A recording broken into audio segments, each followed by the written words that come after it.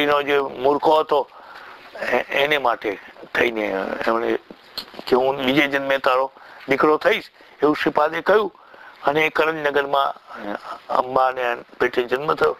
તો એટલે શ્રીપાદ વલ્લભની બહુ લીલાઓ નથી મળતી, એટલે એક કે બે લીલા છે તે છે.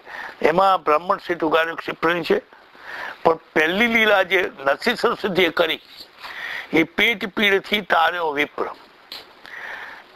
ગોદાવરીના કિનારે ગયેલા અને ત્યાં પેલો પેટ પીડાથી પીડાતો આત્મહત્યા કરવા ગયેલો, અને ત્યાં એક પેલો કાંચીનો બ્રાહ્મણ એટલે સાયનદેવ જેને ગુરુ ચરિત્ર તેના વંશજમાં લખાયેલું તે સાયનદેવ ત્યાં આવેલો. એને કહ્યું અને એ જે કાલે જમ્યો છે તે જ જમાડ, અને એની પેટ પીડા ગઈ. એટલે નરસિંહ સરસ્વતીની લીલાથી આપણે શરૂ કર્યું. પછી જે બધી લીલાઓ છે નરસિંહ સરસ્વતીની છે. શુષ્ક કાષ્ઠને આના પત્રો, જર્જર વંદ્યા કેના સ્વપ્નો, બ્રાહ્મણનો કોળ દૂર કર્યો, વંદ્યાબેન દુજવી, ચાદર ખાઈને રીજો, બ્રાહ્મણ સ્ત્રીનો મૃત્યુભરથાર એ ઉગાડ્યો, પિશાચ પીડા કીધી દૂર, હરિ વિપ્ર મદ અંત્યજ હાથ, નિવેશ માટે તંતુક એક સાથે 8 સ્વરૂપ. આ બધી નરસિંહ સરસ્વતીની મુખ્ય લીલાઓ છે, જે આપણે ગુરુરામતમાં પણ છે. અને એ નરસિંહ સરસ્વતીએ ભક્તોનો ભાવ જોઈને જ કરેલું, અને એ લીલાઓ જે થઈ તો એમણે કહ્યું તમે આવી બધી લીલાઓ કરો છો, આવું બધું બધાને ઉગાડો છો, મારું જ નથી મળતા. અને પછી એમણે કહ્યું સંતોષ જે ભક્ત સુજાત, આપી પરચાઓ સાક્ષાત, યવન રાજની ટાળી ભીડ, જાત પાતની તને નચી. એ યવન રાજ સુધી તું ગયો, જાત પાતની પણ ચીડ ના હોવા જાય, તો તું મારા તરફ જ નથી જોતો એમ, એવા ભાવથી એમણે કહ્યું. અને પછી એમણે પાછું પોતાનું દર્શન જે દત્તનું, રામકૃષ્ણ રૂપે તે એમ કીધી લીલાઓ કહી. અરે તું દત્તાત્રેય એટલે રામ અને કૃષ્ણ એ પણ તારા જ અવતાર. કારણ કે આપણે રામકૃષ્ણ પછી આપણે ત્યાં તો હમણાં જ દત્ત તો આવ્યા, પણ ખરું તો દત્ત જે છે તે પહેલા હતા. કારણ કે કૃષ્ણના મુખ્ય વંશજ યદુ ઉપરથી યાદવો થયા, યાદવ કુળમાં કૃષ્ણનો જન્મ, એટલે યદુ એનો પૂર્વજ, એ દત્તાત્રેયનો ભક્ત. એટલે રામ અને કૃષ્ણ એ પછીના અવતારો છે, દત્ત પ્રથમ અવતાર છે. એટલે દત્તાત્રેય ને એ કહે છે કે રામકૃષ્ણ રૂપે તેમ કીધી લીલાઓ કઈ તેમ. એમાં પછી એમણે ટૂંકમાં રામ અને કૃષ્ણ એ શું કર્યું તે એક જ લીટીમાં વર્ણન કરી દેલું છે. તાર્યા પથ્થર ગણિકા વ્યાધ, પશુ પંખી પણ જને સાથ. રામ અને કૃષ્ણની લીલાઓને ટૂંકમાં જ એક જ લીટીની અંદર એમણે વર્ણવી દીધી. શું છે? પથ્થર તાર્યા બે રીતે. એક તો પુલ બાંધતી વખતે એમના નામથી, રામ નામથી પથ્થર તાર્યા. પથ્થર રામ લખીને એટલે મૂકે, રામ બોલીને મૂકે એટલે તરે. અને એને પછી કવિઓએ પાછળથી એના વિશે વાતો લખી કે રામને મન થયું કે આ લોકો રામ નામથી પથ્થર તરે છે, લાવ હું જોઉં. એટલે રામે રામ કહીને પથ્થર મૂક્યો, ડૂબી ગયો. તે હનુમાનજી જોતા હતા અને હસી પડ્યા.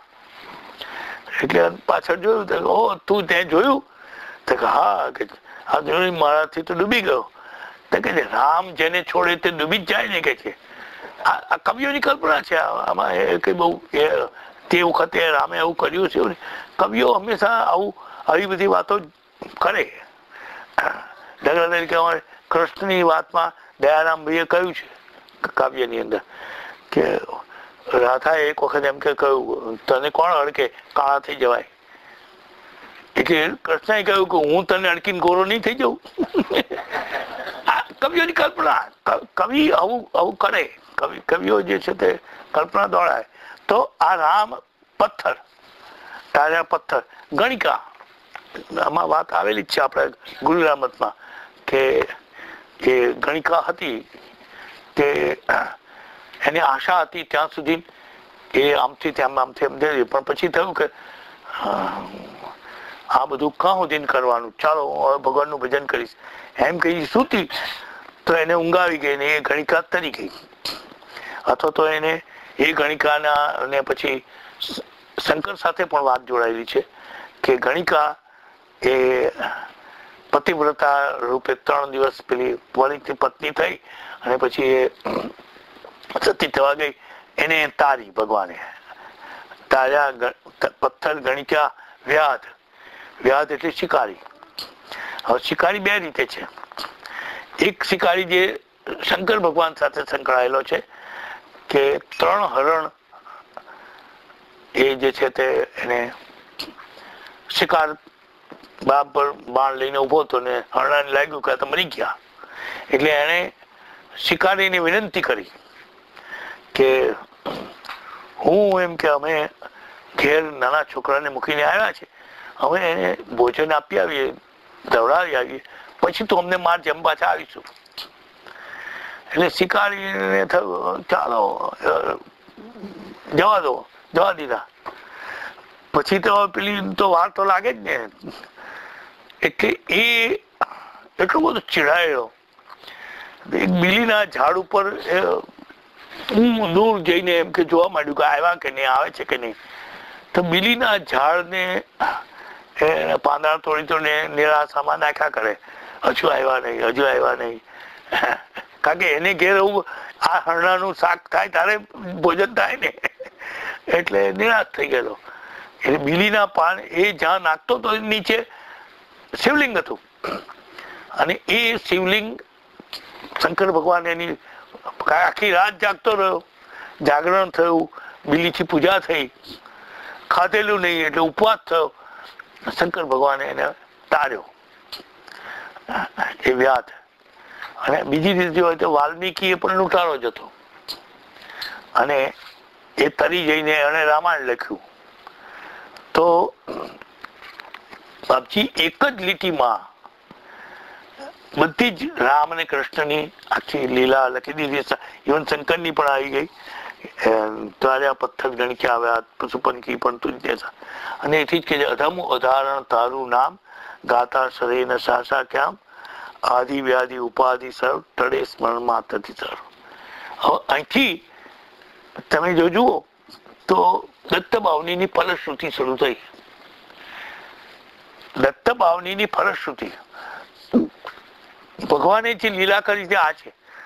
એમણે લખવા માટે અને 36 લાઈન થઈ. પછી આ અધમ ઉદાહરણ 37 લાઈન થી ગણી. પછી 38મી લાઈન થી આ શરૂ થયું અને છેલ્લી 2 લાઈન પછી દત્તને લગતી આવી. આપણે જે સહસ્ત્ર નામે નામી એક દત્ત દિગંબર સંગ છે એ જે આવ્યું સ્તુતિ, એટલે બધી થી 40 જ થાય. ફલશ્રુતિ બાદ કરી દો તો દત્ત 40 જ છે. એમણે જે લખવા ધારેલી 40 લીટી પણ ભગવાને 52 લખાવી એટલે એમણે 52 લખી અને એમાં આ એમની ફલશ્રુતિ છે. અને એ ફલશ્રુતિ જે છે તે બધી જ એ ફલશ્રુતિ દત્ત બાવનીના પાઠ કરવાથી આજે પણ લોકોને એ આવે છે. મૂઠ ચોટ ના લાગે જાણ પામે ન સ્મરણે નિર્વાણ ડાકર સાકળ ભેસાસુર ભૂત પિશાચો જંદાસુર નાસે મુઠી દઈને તોટ દત્ત ધૂન સાંભળતા મૂર્ત. કોઈ જગ્યાએ દત્તની ધૂન ગવાતી હોય ને તો પણ એ ભૂત જે છે તે મૂર્તિમંત થઈ જાય. ત્યાં આવે ધૂણવા માંડે પેલી વ્યક્તિ, અથવા તો આવીને એવું કે મને ત્રાસ થાય છે એવું. એટલે આ જે દત્ત બાવની એને 52મી જયારે થઈ જયંતિ ત્યારે અમે ગુફા ઉપર 2 પથ્થરમાં 26 લીટી 16 અક્ષરની કોતરાવીને મૂકી. તો એનું ઉદ્ઘાટન હતું. તો એક નરહરી દાદાના હાથે ઉદ્ઘાટન કરાયું અને એક પથ્થરનું ઉદ્ઘાટન તે વખતે એ રોડ મિનિસ્ટર હતા નવા ગામના ગોરધનભાઈ શંભુભાઈ. તેમને કહ્યું કે તમે આવ્યા છો તો તમે કરો. તો ગોરધનભાઈ તો પ્રવચન કરવામાં એવું બોલ્યા કે ડાકણ સાકણ બેસાસુર ભૂત પિશાચો જંદસુર એવું જ્યાં લખાયેલું છે, ડાકણ સાકણમાં ન માનનારને તમે કેમ આ ઊભું કર્યું? મારે હાથે ઉદઘાટન કરવાનું કેમ? મને કઈ સમજણ પડતી નથી. એટલે હું તે વખત પ્રવક્તા તરીકે હું કામ કરતો હતો. એટલે મેં તરત જ એવું પૂરું થયું એમનું પછી એટલે મેં કહ્યું, ગોરધનભાઈ, ડાકણ ને સાકણ ને તો બધી જે છે ને જાત જાતની હોય છે. મંછા ભૂત અને શંકા ડાકણ. માણસ જે મનીષા કરે, ઈચ્છા કરે એ ભૂત જ છે. તમને જ્યાં સુધી તમારી ઈચ્છા પૂરી ન થાય ત્યાં સુધી તમને વળગેલું જ રહે. મનીષા ભૂત અને શંકા ડાકણ. શંકા જે છે, તમને એક વખત શંકા થઈ ને તો એ ડાકણ જેમ વળગી હોય એમ તમારો કેળો છોડે નહીં. અને તેમાં પતિ પત્નીના પ્રેમમાં આ ખાસ તમે જોશો, પતિ કે પત્નીને એકબીજા પ્રત્યે શંકા થઈ આખું જીવન નષ્ટ થઈ જાય. ડાકણ વળગી હોય એવું જ. એટલે શ્રદ્ધાનો પાયો અગત્યનો. પતિ પત્નીમાં એકબીજા પ્રત્યે વિશ્વાસ હોય એ જ કામનું. શંકા થઈ તો તરત પૂછી લેવાનું, એને બદલે અંદર ને અંદર ગૂંચવાનું નહીં. માનો કે તમે આની સાથે કેમ ફરતા હતા, એવું તરત પૂછવું. અમેરિકામાં તો કાં પૂછવું. ટૂંકમાં કેવું છે કે શંકાભૂત અને શંકા મંછાભૂત અને શંકા ડાકણ. ગોરધનભાઈ, તમે જે નથી માનતા ને તે નથી. આમાં તો આ વાત છે, આ અર્થમાં ડાકણ સાકણ છે. એમને પણ આનંદ થયેલો. નરેન્દ્ર ખુશ થઈ ગયેલા. મને કહી, યાર તમે મિનિસ્ટરને એવો જવાબ આપી દીધો. મારા બાપજીની ભૂલ કાઢે તો મારે આપવો જ પડે જવાબ. કે ચાલે ગઈ, ગમે તે હોય. પછી કદી ધૂપ ગાય જેમ દત્ત ભાવની આ સપરે. આ આપણે અગરબત્તી સળગાવી છે ભાવની ગાતી. ઘણા લોકો એવું કરે છે. આ લીટી આવે ત્યારે એમને યાદ આવે કે અગરબત્તી સળગાવવાની છે, એટલે તે વખતે અગરબત્તી સળગાવે. એવું નહીં, એ તો પહેલેથી જ સળગાવવી પડે અને પછી આખી બાવની ગવાવી જોઈએ, તો તેના સુધરે તેના બંને લોક. હવે મેં આ મારું ઇન્ટરપ્રિટેશન છે. બંને લોક કેમ સુધરે? બંને લોક એટલે આ લોક અને પરલોક. કારણ કે અગરબત્તીની જે શ્વાસ છે ને તે ઉપર જાય છે, એટલે ઉપર આપણે તો પરલોક ઉપર જ માનીએ છીએ. પરલોક એટલે ઉપર. પછી ત્યાં છે કે નહીં તે આપણને કઈ ખબર નથી. વર્ણન એવા આવે કે જેથી એ ઉપર છે, સ્વર્ગ ઉપર, પાતાળ નીચે. આ આપણા પુરાણોના વર્ણન છે. એટલે ધૂપ સળી તમારી શ્રદ્ધાની જે થી સળગતી હોય તેમાંથી પાઠ કરતા, એટલે તમારો પેલો લોક સુધરે. અહીં તો સુધરે જ, કારણ કે તમે અહીં બાવનીનો પાઠ કર્યો છે. સુધરે તેના બંને લોક, રહે ન તેને ક્યાંય શોક. બાવની ગાવાથી શોક દૂર થઈ જાય. એમને બહુ તમે નિરાશ થઈ ગયા હોય તો બાવનીનો પાઠ કરી જોજો. બાવની બોલો એટલે નિરાશા દૂર થઈ જાય, હતાશા જતી રહે. કારણ શું છે કે એમાં બાપજી આશ્વાસન આપેલા છે અને એ આશ્વાસિત થઈ જાય તમે બહાર આવો. 52 ગુરુવારની દાસી સિદ્ધિ તેની થાય, દુઃખદારી તેના જાય. 52 ગુરુવારની તેમ કરે પાઠ 52 પ્રેમ, યથાવકાશે નિત્ય નિયમ, તેને કદી ન દંડેયમ. જે રોજ પાઠ કરે યથાવકાશે નિત્ય નિયમ, અવકાશ મળે એટલે ભાવની ગાવી એ પણ છે. આમ રોજ તમે માનો કે તમને ટાઈમ ના હોય તો જ્યારે અવકાશ મળે ત્યારે ગાઓ. રાત્રે સુતા પહેલા બોલો, સવારે ઉઠતા બોલો, નાહ્યા વગર બોલો, નાહીને બોલો, પાઠ ભગવાન પાસે જઈને બોલો. ગમે યથાવકાશ તમારે જાઓ. બાપજી તો એવું કહે છે, ઉઠત દત્ત, બેઠત દત્ત, સોવત દત્ત, પીવત દત્ત, ગાવત. ગમે તે સ્થિતિમાં હો તમે, અરે સપને મેં સુમેલો દત્ત. સપનામાં પણ તમે ભગવાનનું સ્મરણ કરો, એ ભગવાન તમારું માન્ય રાખે. અને તેથી એમ કે છે યથાવકાશી નિત્ય નિયમ.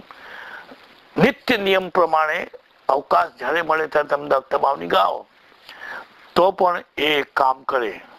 અને તેને કદી ન દંડે યમ, યમરાજા એને દંડ દેવા આવે નહીં. મૃત્યુ તો આવે, યમરાજા આવે, પણ તમને મારી ના લઈ જાય. મારતા મારતા લઈ જાય ને. ઘણા ચોરોને એવી શિક્ષા થાય, મારતા મારતા લઈ જાય. તો એવું રીતે ના લઈ જાય, બેડી પહેરાવી લઈ જાય. આપણે ત્યાં ચોરને એવું રીતે લઈ જાય છે ઘણી વખત. અને આપણે ત્યાં એક કહેવત છે, ચોરને મારવા ખડે એવા વખતે આવ્યો હતું. એટલે બપોરે મારવાનો ચોરને તો ખરા બપોરે મારે તો એને વધારે ત્રાસ થાય.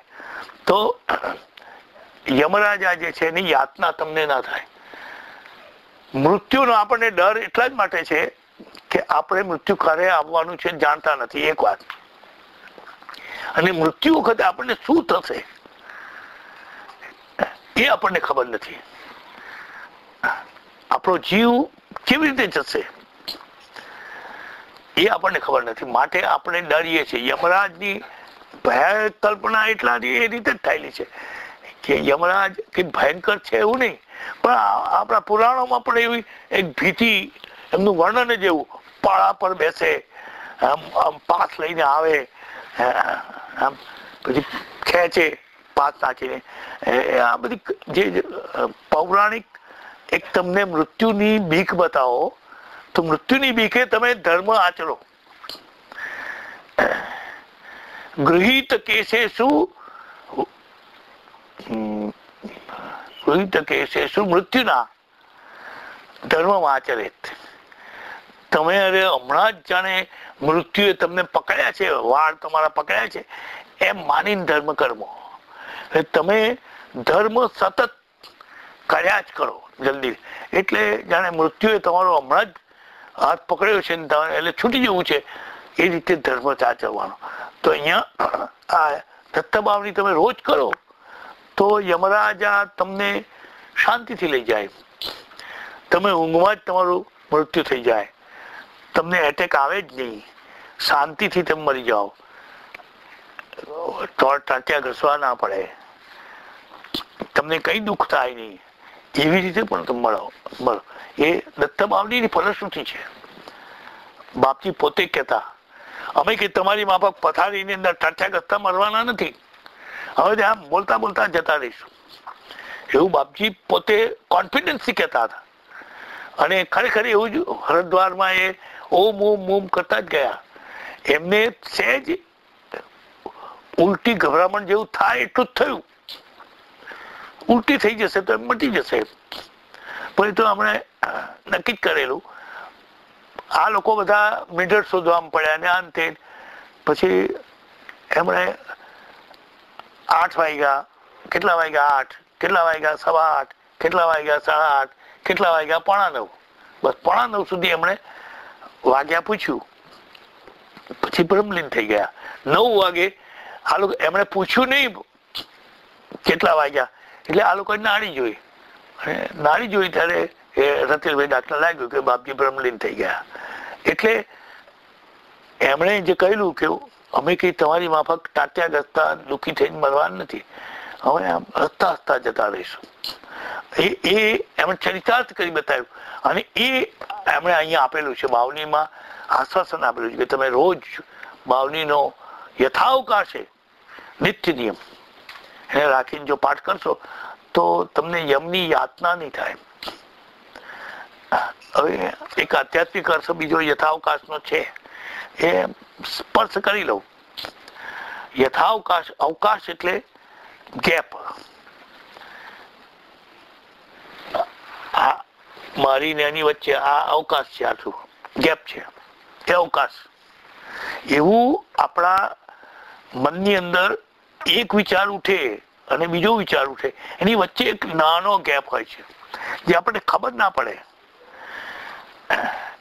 વિચાર ઉઠ્યા જ કરે મનની અંદર, તો મન એટલે સંકલ્પ અને વિકલ્પ થયા જ કરે, એનું નામ મન. તો એ જે થોડો અવકાશ છે, એ અવકાશ થોડો ધીરે ધીરે વધતો જાય. એક વિચારમાંથી બીજો વિચાર ઉઠતા તમને વાર લાગે, એને અવકાશ કહે. યોગીઓ જે છે તે એમાં દત્તનું નામ લે. એ અવકાશમાં એક વિચાર ઉઠ્યો અને પછી તરત જ એ દત્તનું નામ લે. એ અવકાશ જેટલો સમય ચાલે પછી બીજો વિચાર ઉઠે, એમ એમ અવકાશ વધતો જાય.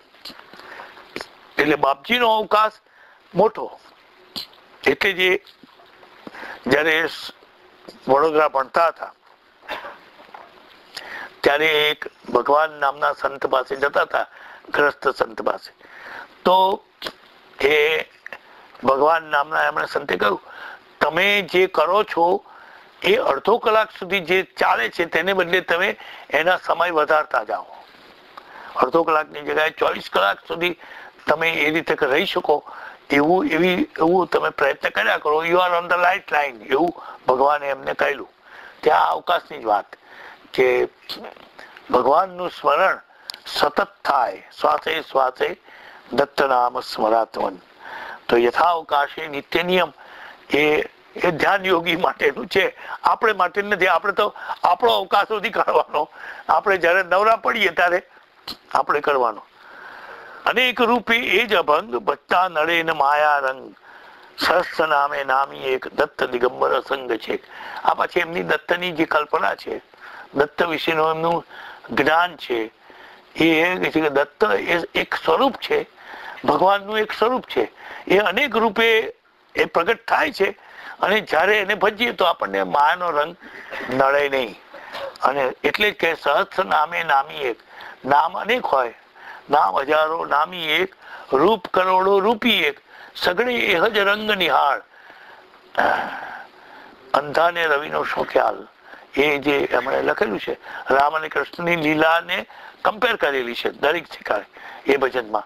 અને એટલે એમ કે છે કે નામ હજારો નામી એક, રૂપ કરોડો રૂપી એક. નામ અને રૂપનો જ આ પ્રસારો છે. જગતમાં અનેક નામ અને અનેક રૂપ. તમે જો આશ્ચર્યકારક થાય, ભગવાન કાંથી બધા મોડેલ લાવતો છે. કોઈના મોડેલ સરખા નહીં, થોડો પણ ફેરફાર તો હોય. દાખલા તરીકે બિન લાદેન જેવો દેખાતો હોય પણ બિન લાદેન ના હોય, એના જેવો દેખાતો હોય. ધીરુભાઈ જેવો દેખાતો હોય પણ ધીરુભાઈ ના હોય. એવું થોડું દેખાય સામ્ય, પણ કઈ ને કઈ ફેરફાર રહે. અને હજારો માણસો ના આ જે કલેવરો એ ભગવાન ઘડે, એટલે કે ભગવાન જ રૂપ લે એટલા. અને દરેકના નામ જુદા, નામ સરખાય હોય પણ છતાં એ વ્યક્તિ જુદી હોય. એટલે નામ હજારો નામી એક, રૂપ કરોડો રૂપી એક, એ બધા ભગવાનના જ રૂપો છે. અને તેથી એમ કે છે કે એ દત્ત દિગંબર તો અસંગ છે, એને કોઈ નામ કે રૂપ એનું બંધન નથી. એ 3 માથા લઈને પણ પ્રગટ થાય, 1 મસ્તકથી પણ પ્રગટ થાય, 4 હાથ લઈને પણ પ્રગટ થાય, 2 હાથ લઈને પણ પ્રગટ થાય, 6 હાથ લઈને પણ પ્રગટ થાય, અનેક હાથ લઈને પણ થાય. દાખલા તરીકે દત્તાત્રેયના થીસીસ મેં લખી, તેની અંદર ભાટપુર નેપાળની અંદર જે દત્તની મૂર્તિ છે એમાં 2 હાથ છે. એ દલાદન મુનિનું દર્શન છે. પછી આ સાંડિલ્ય મુનિએ 4 હાથનું કર્યું છે. સ્વામી મહારાજને 6 હાથનું દર્શન છે. અને પાટણની અંદર એક દત્ત મૂર્તિ છે ગુજરાતની અંદર, એને 8 હાથ છે. પાટણની અંદર 8 હાથ છે. એટલે ભગવાન છે તે અનેક રૂપે આવે. એ પોતે અસંગ, દત્ત દિગંબર અસંગ છે. એટલે કે છે કે વંદુ તુજને વારંવાર, વેદ શ્વાસ તારા નિર્ધાર, થાકે વર્ણવતા જ્યાં શેષ, કોણ રાખું બહુ કૃતવેશ. હું તમને શું વર્ણવી શકવાનો. જ્યાં શેષ ભગવાન, એને એક નાગને 2 જીભ હોય, એને 1000 મોડા એટલે 2000 જીભથી એ વર્ણન કરતા થાકી જતા હોય, તો હું તો એક જ જીભથી બોલનારો માણસ છું. એટલે અને વેદો પણ જેની અંદર થાકી ગયા, વેદ તારા શ્વાસ રૂપે રહ્યા. બાપજી એક ઠેકાણ લખ્યું છે, થઈ શ્વાન નિત પાસે ખડા, આભા બની જોઈ રહ્યા. વેદો પણ મૂંગા થઈ ગયા અને શ્વાન થઈને ઉભા રહ્યા. તો આ બધું જે છે તે કેવું છે, અનુભવ તૃપ્તિનો ઉદ્ગાર, સુણી હશે તે ખાશે માર. બાપજી એવું કહ્યું કે આ મેં બધું લખ્યું છે એ મારા અનુભવનું વર્ણન છે. અને એનો જેમ કોઈ ખાય અને એને ઓળકાર આવે એમ મેં આ દત્ત ભગવાનની લીલાઓનું બધું વાંચ્યું ને અનુભવ્યું, એને મેં આમાં મૂક્યું છે. સુણી હશે તે ખાશે માર.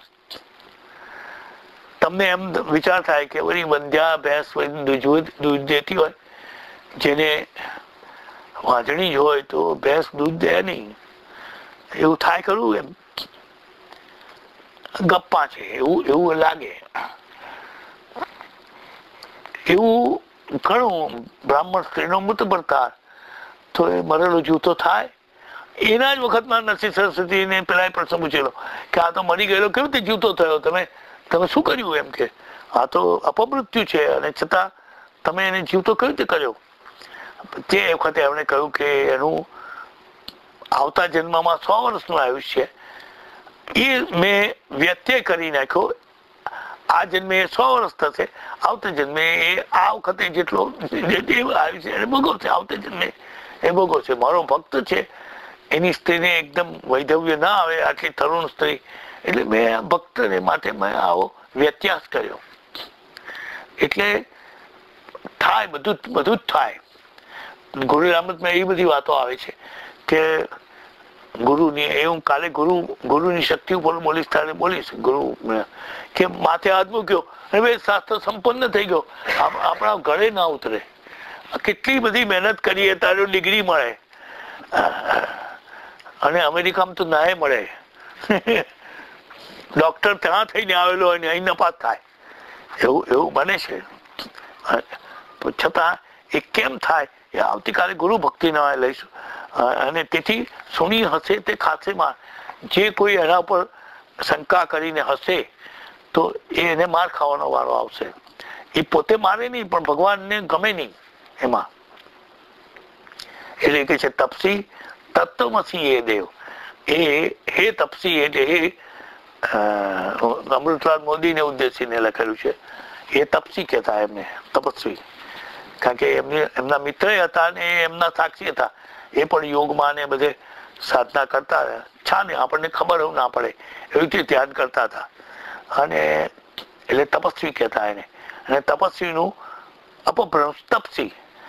તપસી તત્વમસી એ દેવ તો તત્વમસી જ છે, તે તું જ છે. હે તપસી તે તું જ છે, એટલે કે તું જ દત્તાત્રેય છે ને તું જ દત્તનું સ્વરૂપ છે. બોલો જય જય શ્રી ગુરુદેવ. આપણે ગુરુદેવનો જય જયકાર ગાઓ. અને એ રીતે દત્તભાવની અમે સમાપ્ત કરી. અને દત્તભાવની જે છે એ કહ્યું એમ આપણે માટે એટમ બોમ્બ છે.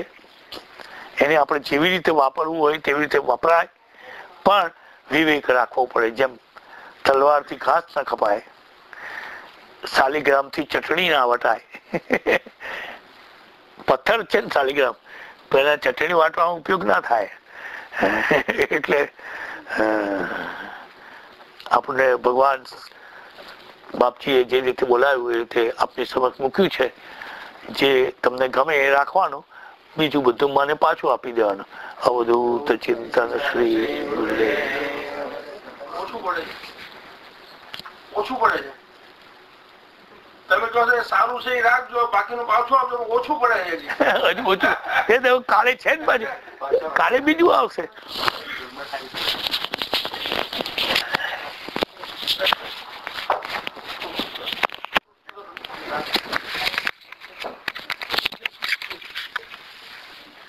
તમારે ટેપ તો કરવાનું છે. કરો ચોક્કસ.